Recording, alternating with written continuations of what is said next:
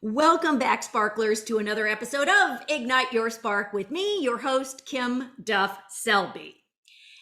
I hope you are out there igniting sparks everywhere so that we can really light up the world with our positivity, our energy, and our own form of inspiration. And remember, the world needs your light. And that's why I do this podcast, to shine a light on people who are shining lights on other people and bringing out the lights within them. And today I have a very special guest. This is Ken Lindner. And Ken is here because he has most recently written a book called Aspire Higher: How to Find the Love, Positivity, and Purpose to Elevate Your Life and the World. Well, you all who are listening know that that's like right up my alley. But not only has Ken written that book, he wrote it during the pandemic, and he wrote another book during the pandemic when everybody else was eating popcorn, making sourdough bread, and watching Netflix in their jammies. Ken cranked out 2 books. And that's the kind of person he is. He attended Harvard as an undergraduate, Cornell as a law student. And yes, that's impressive. But what's more impressive is how he got there, his journey to getting there. He was also an ace tennis player, probably still is. We'll find out. And the cool thing that I read is that in his book, of course, is that he actually beat Arthur Ashe. Yeah, for those of you who know, you know.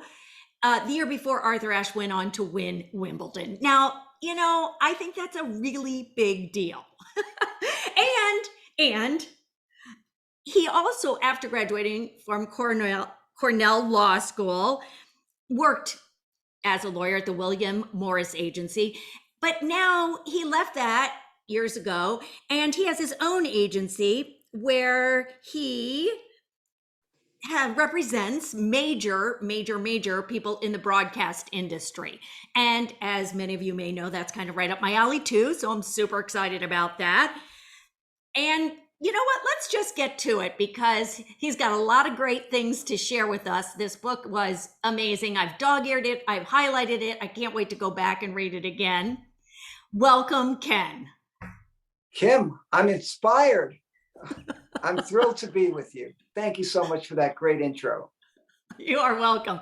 I really loved reading about you.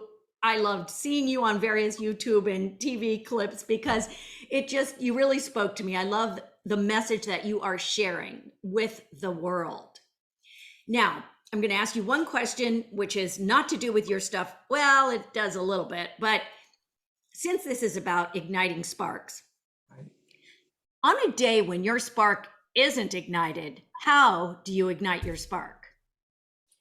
Well, I remember that I've had many of these days, and I stayed calm and I stayed poised, and I thought about how constructive I can be during the downtimes, how to make the most of the things that didn't go well, of the challenging times, because I know for the most part, they all work out fine. So I don't want to get mired in the angst. I don't want to, get down. It's like a batter in baseball going into a slump, because one slump leads to another slump. And to me, the key is I'm alive, I'm healthy, thank God, and I'll get through this. Just be as constructive as you can during the downtimes. And in fact, when we had the pandemic, when I wasn't doing much business, that's when I said, okay, how do I make this time constructive? And that's when I wrote my books. So that's a perfect example of making the most out of a downtime. Yeah. Absolutely. It's so important. And one of my favorite things in your book is filling your heart of hearts. And I like to think that when I wake up, I always say I'm grateful, no matter what, every day. I wake up, thank you for something. And I want you to talk about filling your heart of hearts. I just really loved how you fill your heart of hearts. And that's what I've been thinking about since I finished your book. When I wake up in the morning, if I need a little ignition myself, I say, what can I call upon to fill my heart of hearts? To remember something nice that someone said about me, or to do something that raises my self-esteem. I just think that's such a great way of really putting things in your heart of hearts. Talk to us about the heart of hearts.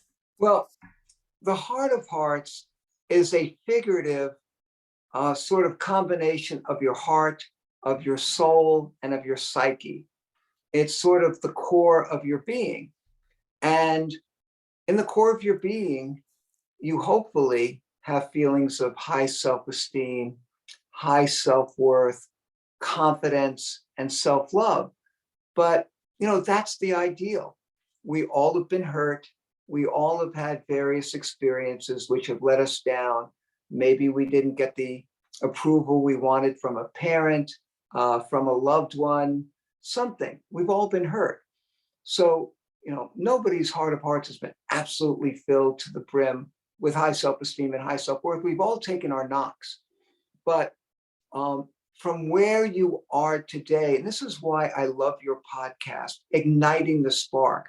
In Aspire Higher, I have a whole chapter about how to jumpstart your life. And so jumpstarting your life means, for me, since I'm the founder of Positive Life Choice Psychology, and I believe that our life choices are our gifts.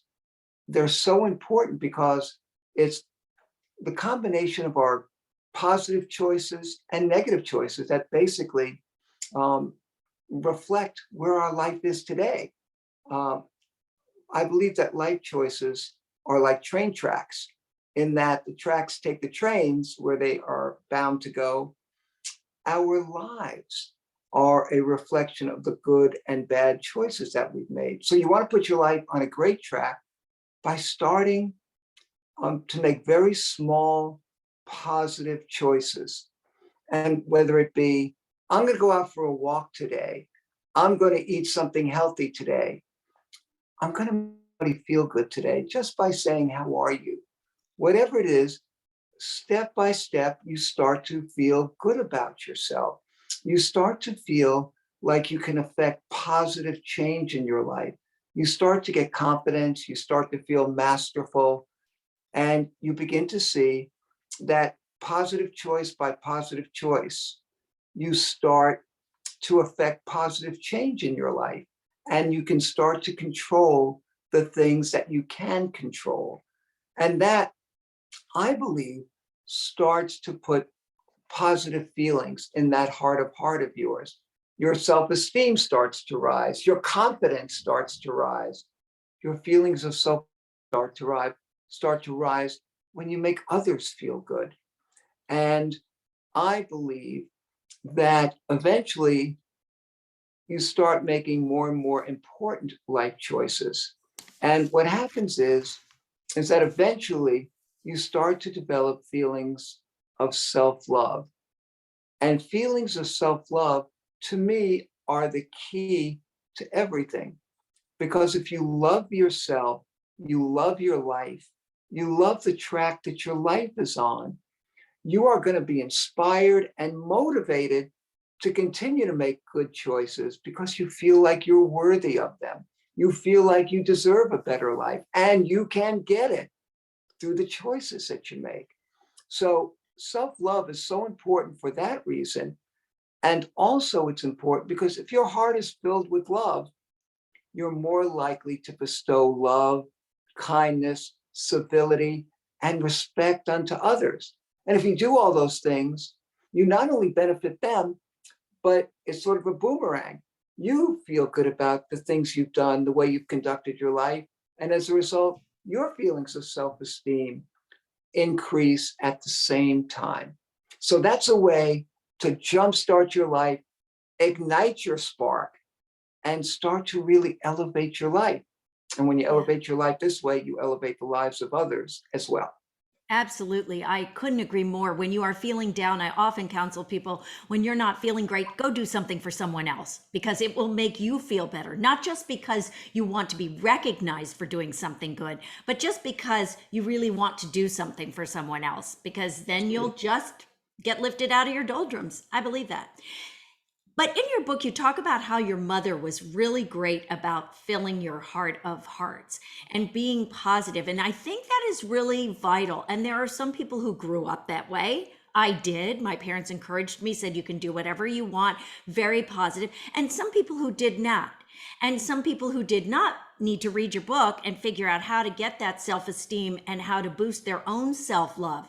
Because, not everybody was raised in that kind of an environment. And Yes, what do you say to those people who say, that didn't start off with their heart full? And it's interesting because when you say that we are born, there's nothing there, and we are dependent on those around us to fill us, to feed our soul, to fill our hearts with love. What do you do if you didn't have that as a child? What are some actionable steps you can take to fill that? Reaching out to others and doing for others is one way. Are there other ways? well, another way, Kim, is to surround yourself. Consciously put people who are positive, who are uplifting, who are supportive and want the best for you around you. Get rid of the toxicity, get rid of the negativity, get rid of the people who bring you down. Surround yourself with people who care about you because, let's say today is our baseline. We all have had our negative experiences, we've all had our positive ones.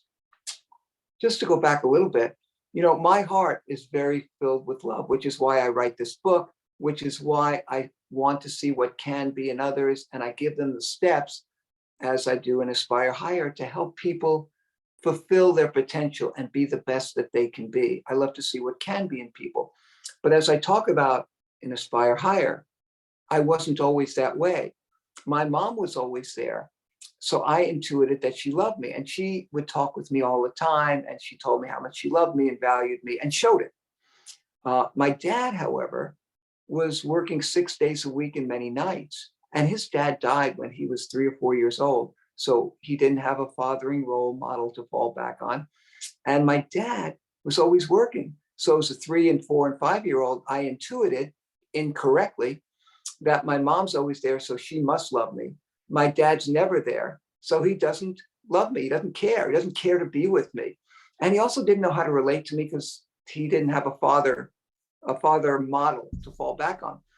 What I learned when I got older was that my dad was working really, really hard so that I could have the education he never had, so that I could have the opportunities that he never had. But when I was young, I felt unloved, unlovable, and I was desperate for my dad's approval, which I never could get, could never feel, because he wasn't there and other fathers were.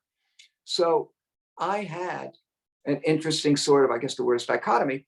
I had half my heart of hearts, which was filled by my mom's love, and half a heart of hearts, which was angry and frustrated and filled with hurt.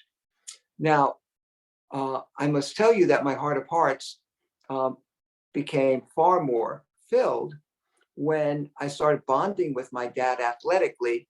As my dad achieved more things, he could spend more time with me. And he was an athlete, so I got on the paddle tennis court with him. And as a very heavy youngster, because I would binge eat when I felt rejected, for the first time on a small court, smaller than a tennis court, deadened tennis ball, lower net, I was able to do something well for the first time. And my dad approved of me. He wanted to play with me. It was a game-changing experience for me, because not only did my dad want to be with me, and I felt his love, and we bonded, and I grew to understand why my dad wasn't there as I got older, because he was trying to give me all of those great things. But I also did good things for myself. I lost the weight because I wanted his approval, and I loved being good at something. So I had a motivation to put away the cookies and the cheesecake and the M&Ms. Yes. And I wanted to be good at this thing desperately, because it was the first thing that people said, you're good.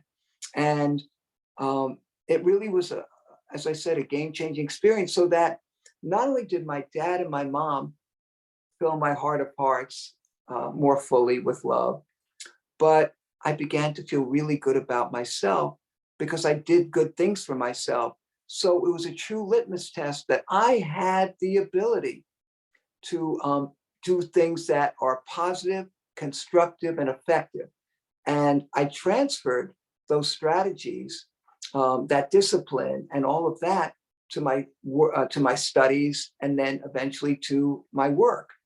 So I believe it's very similar to making positive life choices. You get confidence that you can do it, and you're positively reinforced to continue to do it, and you know you can do it. And Kim, just a very quick story. I remember when Tiger Woods was in his heyday years and years and years ago, and he was playing this very major golf tournament, and he was trailing the leader going into the final round by 5 strokes. He played the final round. He won the tournament by 1 stroke. And the commentator after the tournament said, "Tiger, how did you do that? What was your mindset? What's the winning mindset?" And he succinctly and confidently said, "I knew I could do it. I've done it before." So the key is, if you can jumpstart your life, or as Kim would say, ignite that spark, through making, again, small life choices that make you feel good, that show you that you can affect positive change, you begin to know you can do it because you've done it time and time again. And that's really the key. Yeah, it's really important for us to acknowledge that, Ken, about ourselves. And I love the positive life choice psychology lifestyle. It's kind of a mouthful, but I love that because it is up to us. We can't always rely on others. Although my belief is that when others fill you up, give you compliments, tell you how great you are, that lifts you up so that you believe it. Hopefully, hopefully. A lot of people don't. A lot of And people that, don't. A lot of right. people don't, because they don't have the love within themselves to really hear it and Right. believe it.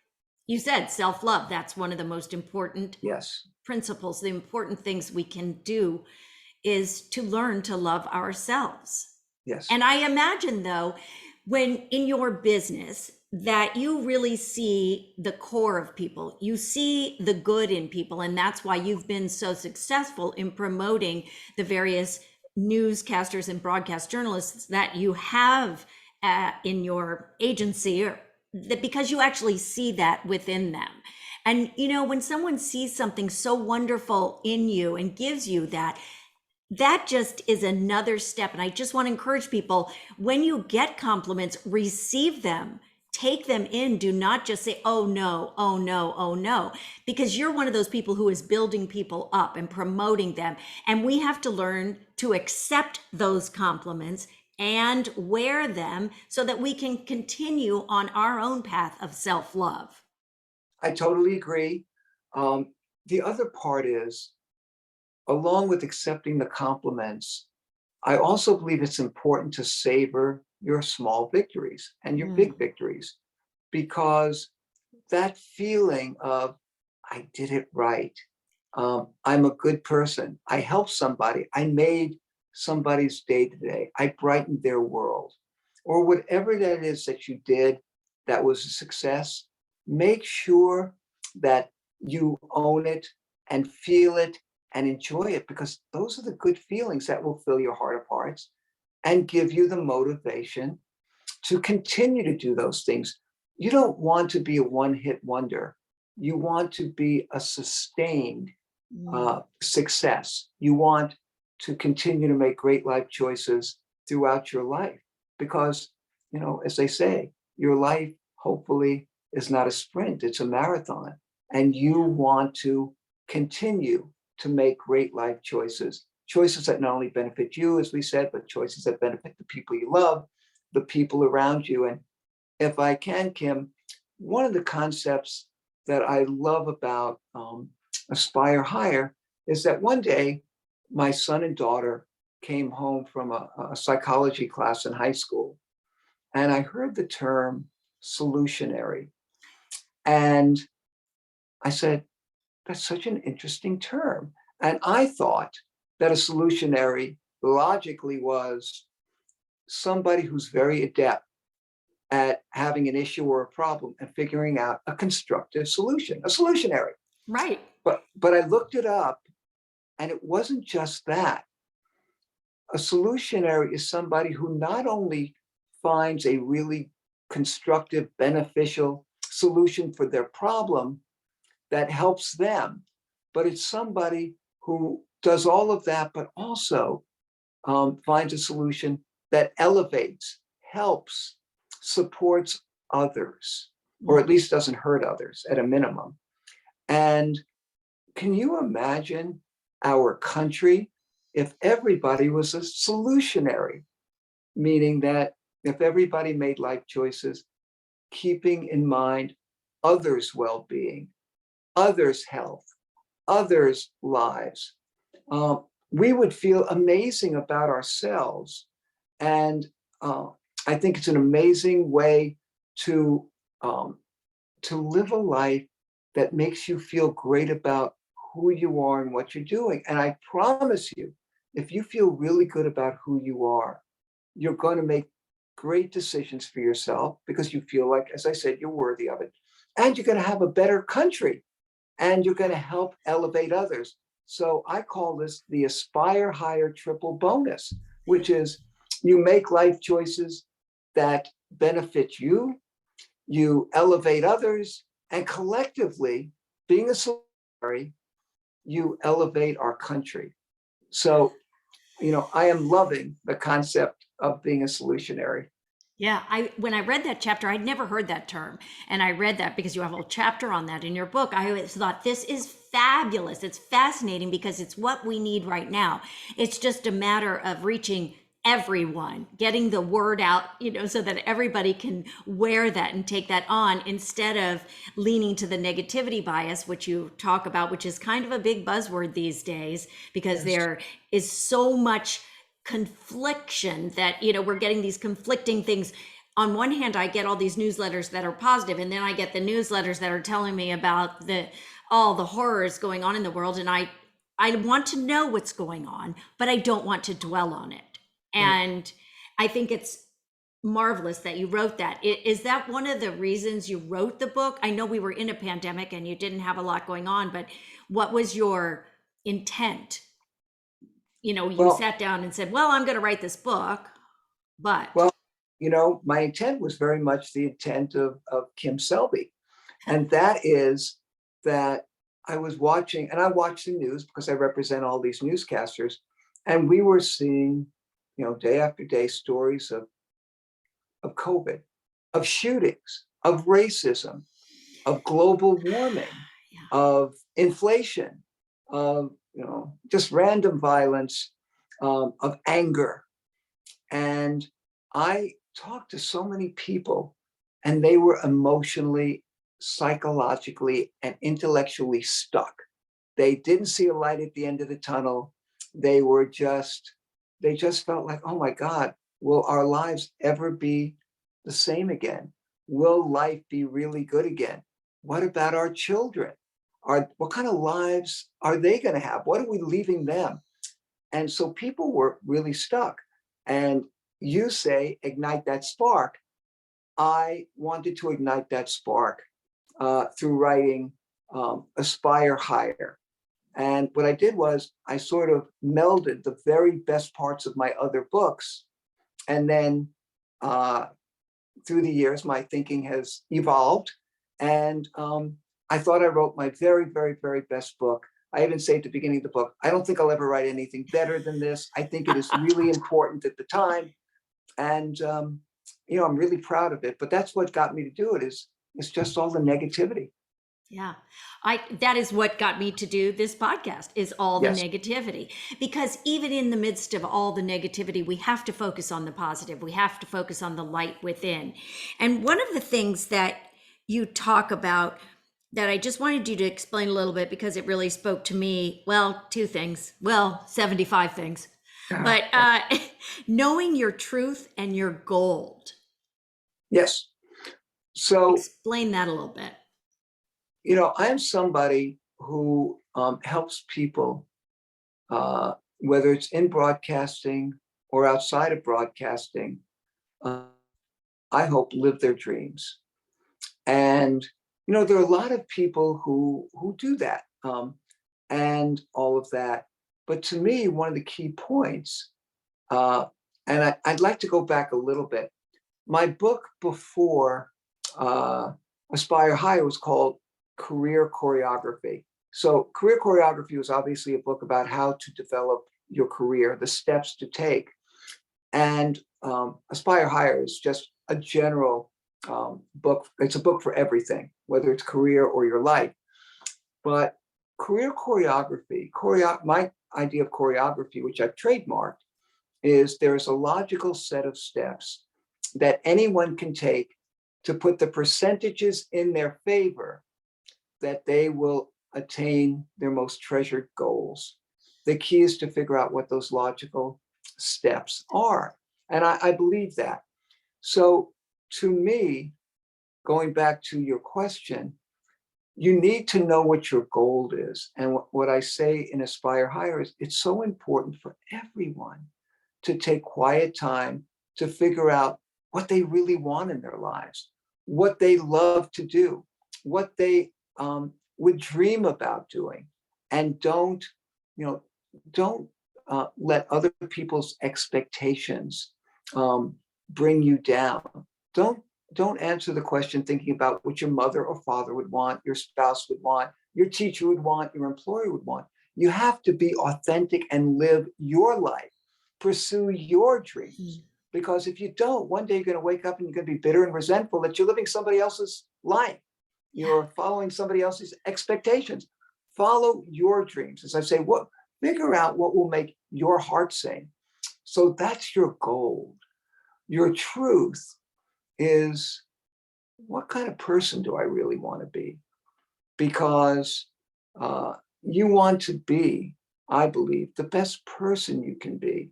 You want to do things that not only elevate you, but as I said, elevate others. It's so important because if you really feel good about who you are, you're going to continue to make positive life choices and feel like you deserve the fruits of those, the great fruits of those choices. If you don't like yourself, if you don't think you're worthy, if you honestly know the truth that you've cheated, hurt people, you're really, I don't care what anybody says, you're going to know deep down, you're not worthy of anything good.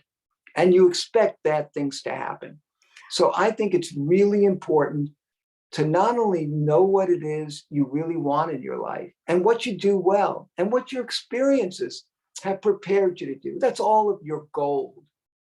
And your truth is, what kind of person do I want to be? Very important. Very important. And you also give exercises which really clearly give you the opportunity to meditate and journal on the questions that you're asking, which I found very valuable.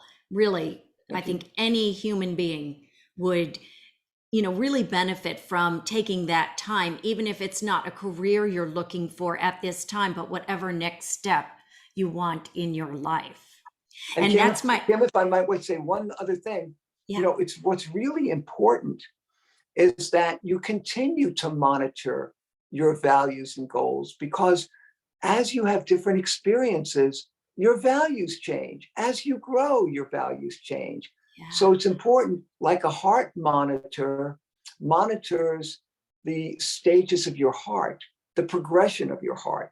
You want to continue to monitor your goal, because what you thought you loved 6 months ago or 2 years ago may not be what you love or want now. So it's important to continue to monitor that. And I talk about that in Aspire Higher as well.